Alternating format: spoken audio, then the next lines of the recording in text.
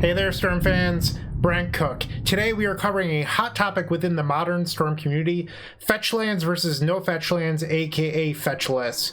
And this deck is, Gift Storm primarily, but it is the argument between, Scalding Tarns versus Shivan Reef. They both run steam vents, but different numbers of them. And this argument comes up almost every single video I post, so I figured why not make a quick bolt about it. This is probably going to be a little bit of a longer bolt, so we'll call it, I don't know. You can come up with some sort of bad pun name to put in the comment section down below. I just want to get into it. So the primary reason to run Fetchlands in your deck is that for every land you remove from your deck, you increase a percentage on your draws. So if you fetch twice or 3 times, that percentage gets multiplied onto every draw step. And this also counts for cantrips. This all accumulates into a greater percentage overall. So every time you cantrip, you get to use this percentage to your advantage. And that's not something that the Fetchless builds get to do, which is one of the primary reasons to run Fetchlands. It's just that accumulation is just so valuable. And if you're running the Fetchless version, you're just missing out on that. So in my opinion, that is the primary reason to run Fetchlands. It just makes so much sense. But if you're someone that also runs Pieces of the Puzzle or Burgy God of Storytelling, you want to remove those lands from your deck so that way you have better hits. It just makes sense. You want to increase all of your percentages all the time to maximize your odds of winning. I am someone that really cares about maximizing my odds, so this means a lot to me, and I take every little edge I can to win the game, of course within the rules, but why wouldn't you want to do the same? So, in my opinion, the primary reason to run Fetchless Gift Storm is budget constraints, and there's nothing wrong with being on a budget. It's completely fine. Fetchlands are sort of expensive, and I completely get that. That said, they've gone down quite a bit since Modern Horizons 2. In fact, right now they're hovering around $30 for the blue ones. So they're cheaper than ever, and if you're someone that wants to make that investment, go do so. But if you're not someone that cares about the budget argument, the argument from the fetch list side is that when you scry a card to the bottom, it stays there pretty much forever until you cast Gifts and Given. Well, okay, we'll save that for later, but that's their argument or their thing. That's their point. We'll accept that for now, and we'll come back to it later. And then the other thing is the Leonin Arbiter, Aven Mind Sensor aspect, where you're not weak to those cards because you don't search your deck aside from Gifts and Given, which is completely reasonable. That said, these cards don't really see a whole lot of play in Modern, so why are you trying to fight a corner case? You should be maximizing your deck to beat the largest amount of the field. So I've made a list here that is the flaws in the Fetchless approach, and we're going to start with the ones that I think are less important, and then we'll get down to the ones that I think are the most important. So the least important one is that Gifts and Given shuffles. While this isn't relevant too often, it is part of the deck. So if you're someone that's going to end step Gifts and Given, untap, and then see if you can win, or just like a value gifts, you've shuffled your deck. Those scries are already unshuffled, etc. Like I said, not a huge percentage of the time, but it does exist. The next thing is you're unable to play other shuffle effects, so Merchant Scroll, Solve the Equation, etc. While these have been mostly obsoleted by the card Wish from Adventures in the Forgotten Realms, this also applies to all future printings that may make you want to shuffle your library. Let's not forget that playing this Fetchless build does come at a cost. Before Wish came out, Solve the Equation, in my opinion, was just correct. And people weren't playing it because it shuffled your library. Instead, they were running things like Slundy Vision, which is kind of just a worse card. So don't play bad cards because you're afraid of shuffling your library. It just doesn't make sense. The next thing is Blood Moon. It's a card that has been picking up in popularity in Modern due to Urza's Saga.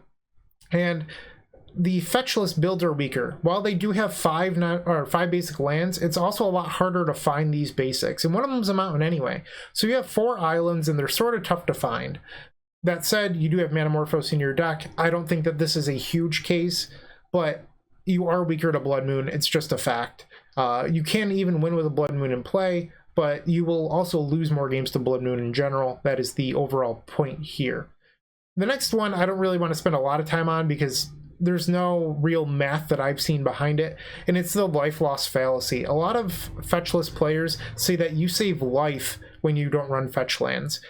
I'm gonna call bull. I'm gonna call bull on that one. So you're running 4 steam vents and Shivan Reefs, and you're gonna tell me that you spend less life than Fetchlands that have a one-time cost?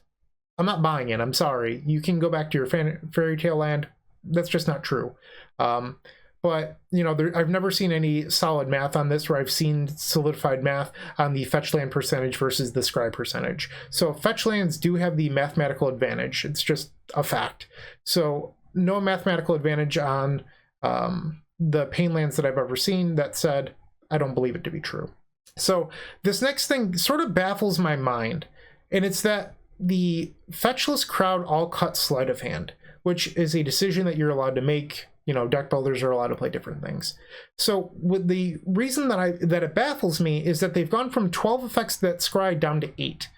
All right, so now in the grand scheme of things, you're running a fetchless build that only has 8 cards that scry to the bottom, and 4 of them are ops, so you might even end up keeping those cards on top.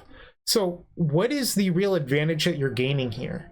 I'm confused, because it's pretty small at this point with only 8 cards, and if you ever keep a card off opt, that percentage goes down even further. So what advantage are you gaining other than saving some money? Because it is probably let's be honest, like, it's a budget thing. I'm not trying to be mean here, but like, a lot of the reasons that people run this build is that the budget constraints. So if we're just talking without the budget constraints, what is the advantage if you're only running 8? It's kind of tough to find. And now I want to come back to probably the second most important thing, in my opinion, which is the scrying. So you scry a card to the bottom and it stays there. So that is the fetchless argument. Well, fun fact, the value of a card throughout a game of Magic the Gathering changes. No card's value is ever exactly the same.